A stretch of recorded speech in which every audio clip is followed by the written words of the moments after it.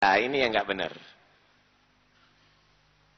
Kemaksiatannya merajalela. Ini yang nggak benar. Ini namanya pengalihan pembahasan. Pengalihan masalah. Nah, jangan mau kita digoblok-goblok atau dibodoh-bodoh sama orang. Misal ditutupnya tempat perzinaan. Misal nih. Mungkin ada yang anarkis. Kita nggak setuju. Tapi bukan berarti yang dibahas anarkisnya tadi itu kemudian dibiarkan kemungkaran tadi itu, perzinaan tadi itu bebas. Lah ini tidak benar. Tutup dulu, tutup. Yang anarkis bereskan. Supaya tidak anarkis. Begitu kan. Kira-kira mana yang lebih anarkis? Yang menutup, ngerusak pintu, misal, atau ngerusak bangunan, atau yang bangun tempat perzinaan di daerah muslim. Mana yang lebih anarkis? Mana yang lebih arogan? Loh, ini nggak dibahas. Ini orang kok bisa membuat tempat perzinaan ada di daerah yang orang ketakutan anaknya jadi pelacur, yang orang ketakutan anaknya jadi penzina. Lah kok dilindungi katanya hak. Lah ini nggak punya hak tak yang lainnya. Inilah kebodohan kadang-kadang ditanamkan kepada orang kita, akhirnya sok komentar. Udahlah, kalau nggak bisa komentar jangan komentar. Maksiat tutup dulu. Yang anarkis baru dibereskan. Sesungguhnya orang yang maksiat terang-terangan itu lebih arogansi itu, lebih anarkis karena dia yang memancing. Dia yang menyancing. Kita enggak setuju, Pak, kalau ada maling digebukin. Kita enggak setuju, jangan digebukin maling. Tapi malingnya tangkap dulu. Tangkap dulu, baru masyarakat dikasih tahu. Jangan pakai hakim sendiri. Inti bawa, laporkan kepada polisi. Polisi harus siap, tanggap. Langsung ditanggapi, langsung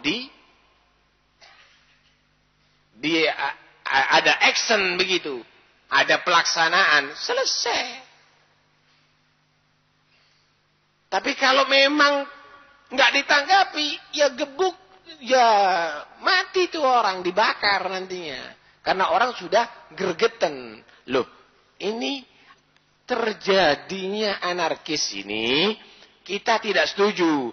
Tapi pencurian, penjambretan, perampokan itu bereskan dulu. Baru nanti anarkisnya dibahas nantinya. Nah ini enggak kadang-kadang. Anarkisnya digede-gedekan, ada di televisi, dikomentari, maksiatnya tetap buka. Maksiatnya tetap buka. Ini kita digoblok-goblok. Kita dibodoh-bodoh. Kita dibodoh-bodoh. Nanti akan ada di sini gimana tahapan-tahapan amar ma'ruf dan nahi mungkar. Ya, kita nggak setuju dengan anarkis. Cuma kita jangan dibodoh-bodoh lah. Itu yang komentar itu salah satu. Bodoh atau kita yang bodoh mau percaya dengan yang komentar model begitu. Baik. Wal wajib alaika. Nih. Wajib bagimu idza ra'aita man yatruk ma'rufan.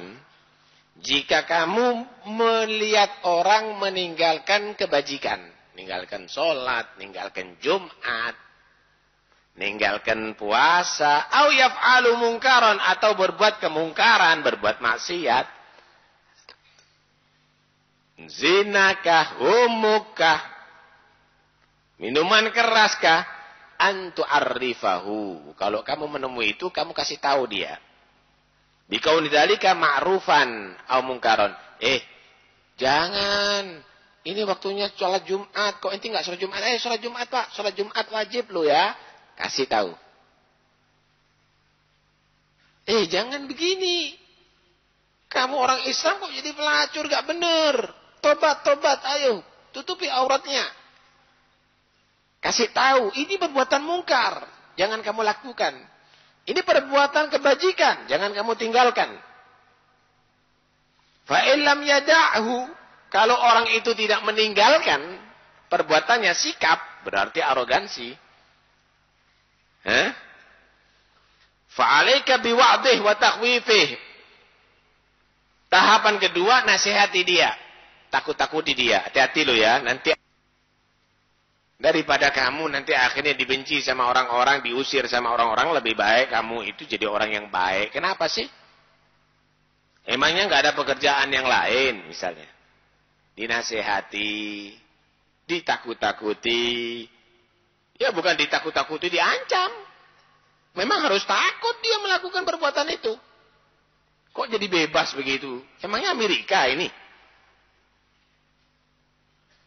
Fa'ilam yanzajir, lah kalau memang tidak menghindari perbuatan itu, fa'alaika bitaghyirih wa qahrih, berarti kamu berhak untuk merubahnya, untuk memaksanya. Mungkin bidarab, dengan memukul, tapi bukan untuk membunuh. Hindari daerah-daerah yang fatal. Gampangannya kalau ada orang mau nyopet, ya pegang tangannya, tekuk. Paham nih ya? Jangan dibiarkan, jangan nyopet. Enggak, tetap saya nyopet. Ya wis, sakarepmu, ngono. Sama aja sama maksiatnya. Zina juga begitu, minuman khamr juga begitu. Kalau memang dia tidak menghindar dengan nasihat, maka ya harus kita paksa untuk menghindari, meninggalkan perbuatan itu atau melakukan kewajiban itu. Ya dengan memukul, wa kasri alatil lahwi, atau alat-alat yang digunakan, misalnya apa? Capje, apa itu? Judi itu. Model togelnya swek-swek. Paham ya? Minuman kerasnya pecah, buang. Al-muharramah, alat-alat yang diharamkan ya, untuk alat judi atau alat yang lainnya dirusak, dihilangkan. Wa iradatul khamri, dan dibuang khamr, kalau ada khamr dibuang khamrnya. Kalau nggak bisa dipecah, nggak sampai dipecah, ya jangan dipecah, dibuang aja khamrnya. Botolnya kan bisa dibuat botol madu nanti. Bisa dibuat botol susu. Baik. Kalau berupa harta, waraddil amwal al-maghsubah min yadih, dan mengembalikan harta-harta yang diambil, harta orang lain diambil tanpa izin, ila arbabiyah, kepada pemiliknya. Kalau berupa harta, sepeda motornya, sepedanya, sarungnya, barangnya, ya diambil barang tadi itu, dikembalikan kepada pemiliknya. Tapi untuk yang melaksanakan ini, dengarkan baik-baik, bukan segala orang loh ya.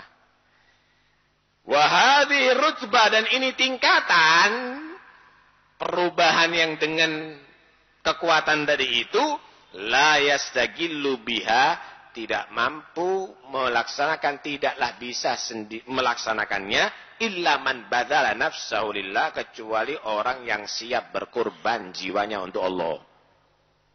Ya siap mati. Ya siap dia menghadapi segala resiko. Ojo dilono. Kalau ada orang mampu begitu. Lah sekarang kan ikut-ikutan, sok tahu gitu loh. Lah kemungkarannya nggak dibahas, mari ngono yang begininya dibahas. Ya kita nggak setuju dengan anarkis yang goblok. Tapi jangan dibiarkan maksiat itu arogan. Kita kan juga khawatir anak kita katut sama pelacur. Anaknya kaum muslimin minum minuman khamr. Kita kan juga khawatir dengan perjudian.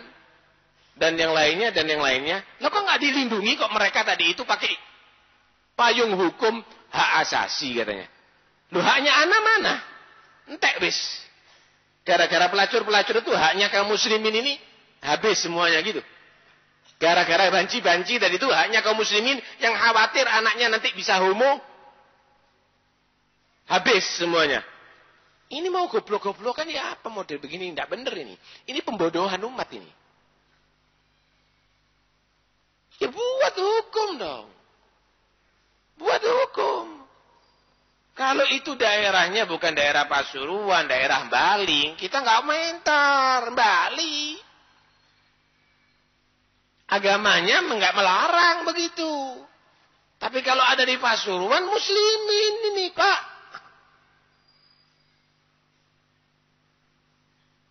Kalau ada di daerah Australia, nggak ngurus kita.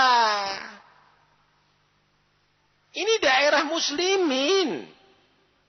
Kita khawatir anak kita melakukan hal maksiat tadi itu. Sama dengan babi, jualan babi misalnya dengan bebas. Hak gitu. Nah seakan muslimin akhirnya makan haram.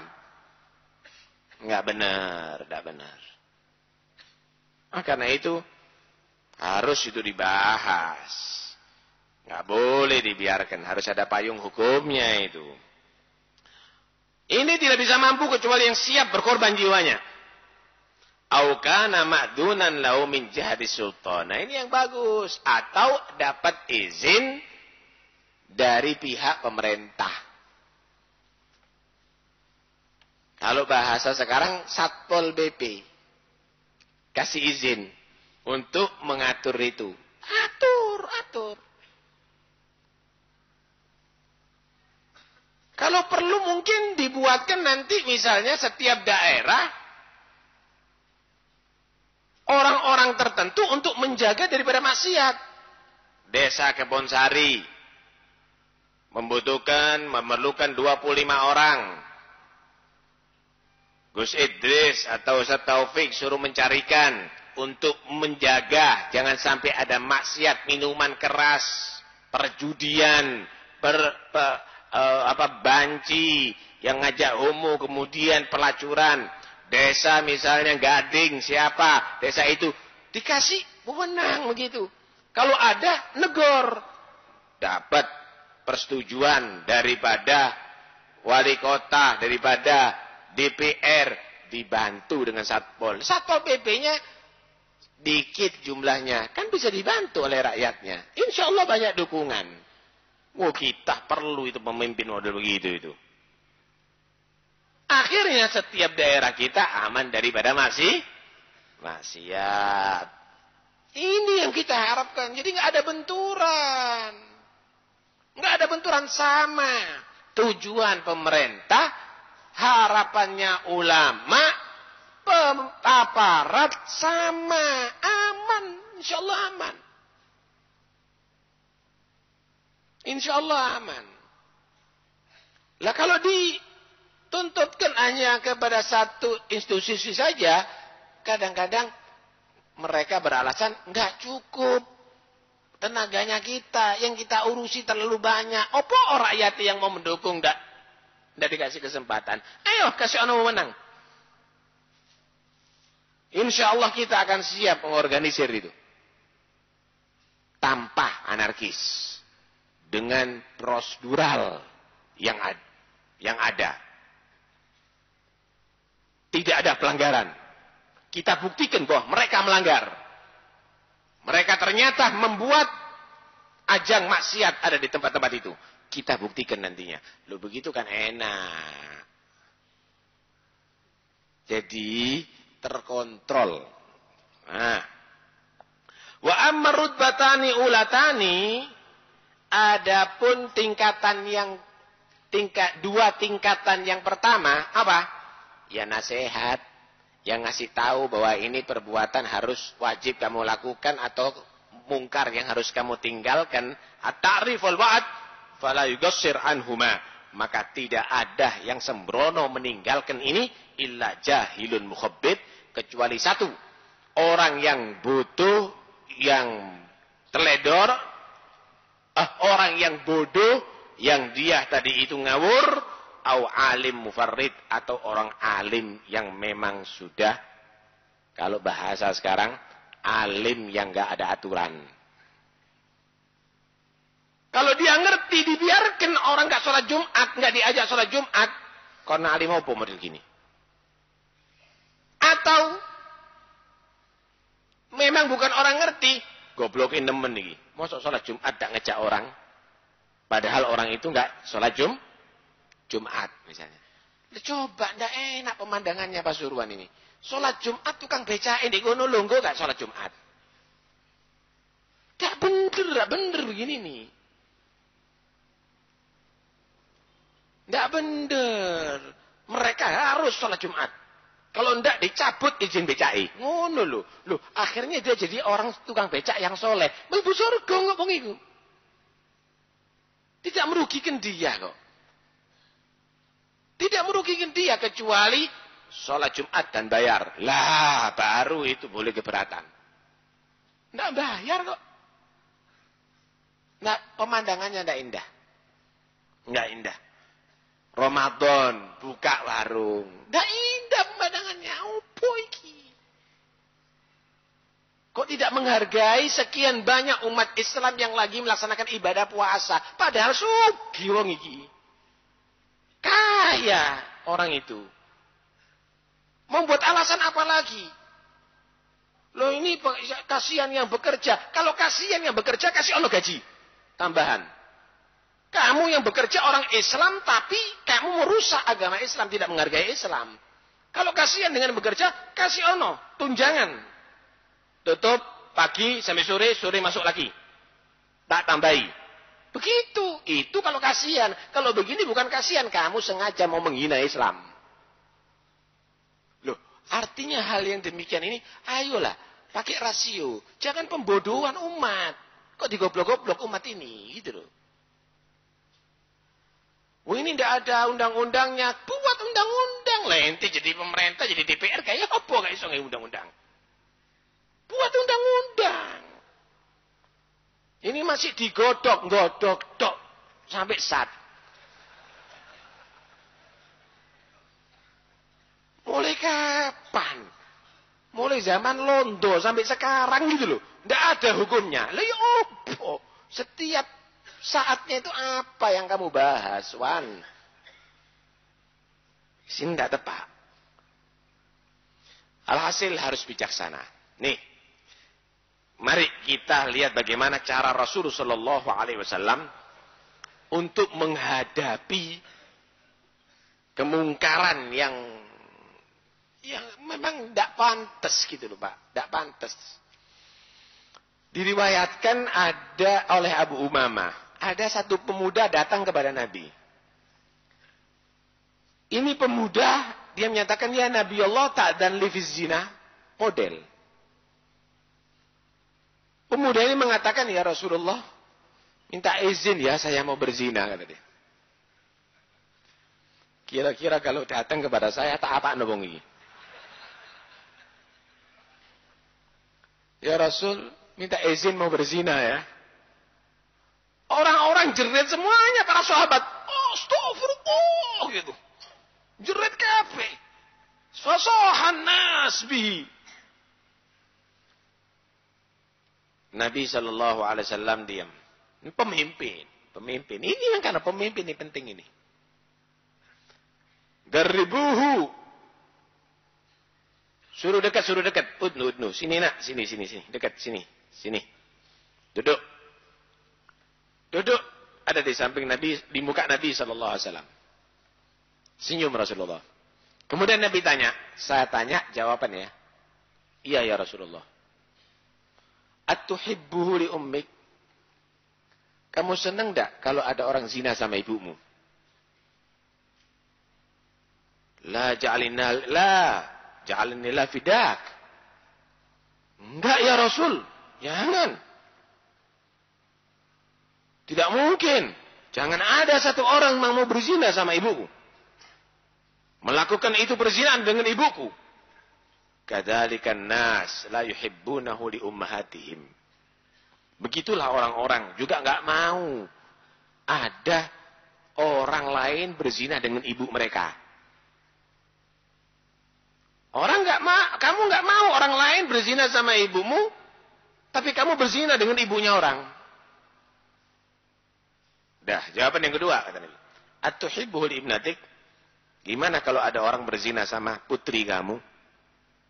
La ja'alina la fidak. Jangan ya Rasul. Jangan. Nggak boleh. Anak saya harus dijaga. Tidak boleh. Kemudian Nabi SAW bersabda, "Kadzalikan nas la yuhibbuna li banatihim." Begitu juga manusia. Nggak mau anak-anaknya dipermainkan untuk dibuat zina begitu. Siapa orang yang bangga orang tuanya anaknya jadi pelacur? Tanya lagi Nabi. Aku tanya lagi. Atuhibbu li ukhtik? Apakah kamu senang ada orang berzina sama saudari kamu? Lah, jalani fidak. Jangan ya Rasul, tak boleh. Enggak boleh. Maka Nabi SAW menyatakan, kadzalika annas la yuhibbunahum li akhawatihim. Begitu juga manusia. Enggak ada yang mau kalau saudari-saudarinya dizinai sama orang. Sampai kepada bibitnya itu dan ini. Kalau kamu enggak mau semuanya, itu terjadi pada keluarga kamu.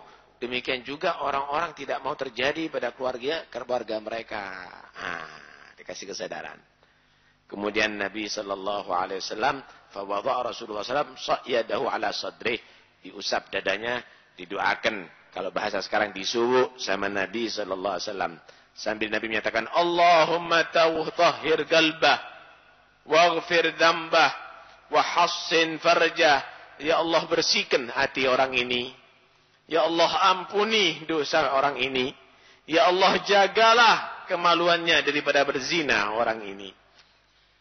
Maka dia menyatakan, falam yakun syai'un abghad ilaihi minhu, yakni minaz zina. Kata orang tadi, demi Allah, aku asalnya itu gemar berzina. Setelah didoakan Nabi, tidak ada perbuatan yang paling aku benci daripada perzinaan. Tuh lihat. Cobalah orang-orang ini mikir. Kalau itu terjadi pada keluarganya gimana? Gitu loh. Nah, mau diselamatkan ini orang-orang jangan sampai terjadi begitu. Karena itu, kita ini khawatir. Kalau Pasuruan ini terus merajalela begitu. Kita kepingin dikontrol. Ojo asal ngizini gitu loh. Kafe diizini. Nggak apa-apa kalau kafe beneran. Lah kalau kafe sak pelacurnya. Lah kalau kafe sak ganjanya. Kalau kafe sak narkobanya. Loh. Terus gimana caranya? Karena itu perdayakan masyarakat Pasuruan ini.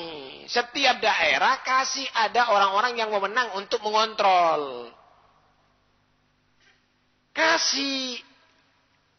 Nah, kita kontrol. Bukan dengan serta-merta atau anarkis kita kontrol. Loh, ini kok ada khomer?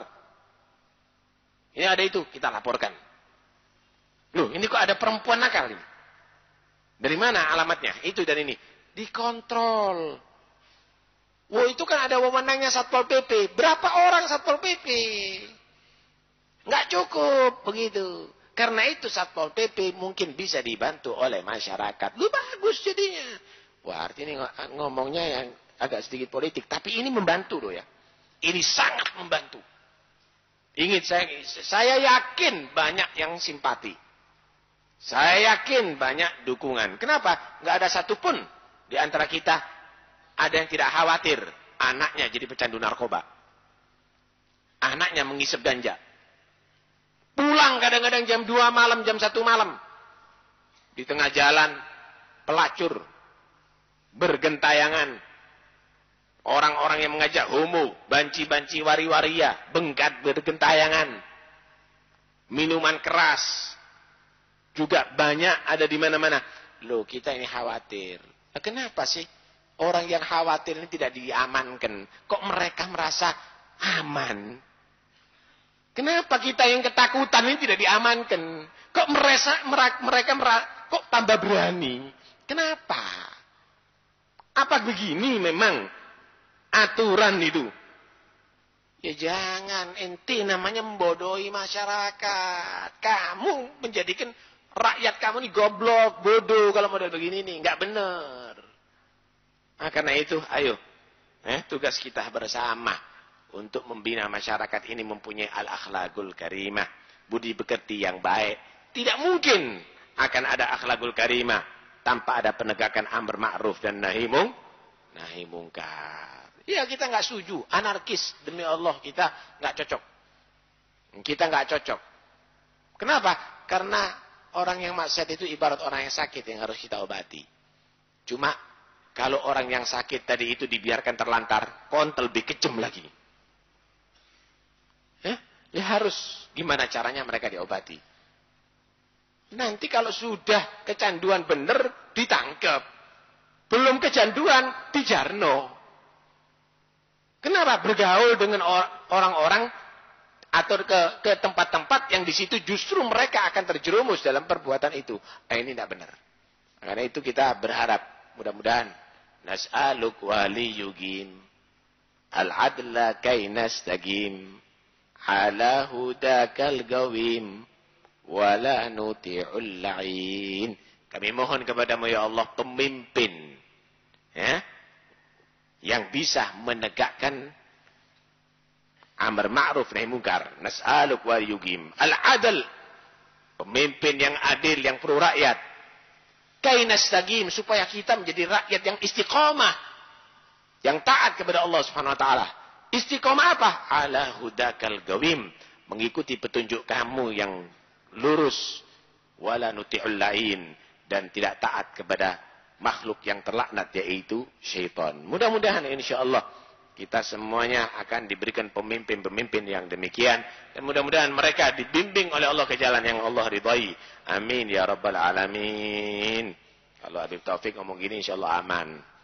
Karena nggak ada tendensi untuk menggeser, menjatuhkan atau yang lainnya. Tapi yang jelas berharap insyaallah menjadi pemimpin yang bisa dibanggakan dunia sampai akhirat. Jangan nanti pemimpin di dunia tapi masuk jahanam sama Fir'aun, percuma. Nggak ada hasilnya itu semuanya. Mudah-mudahan insyaallah semuanya Allah menjadikan orang yang soleh, orang yang selamat dunia sampai akhirat. Amin Allahumma amin.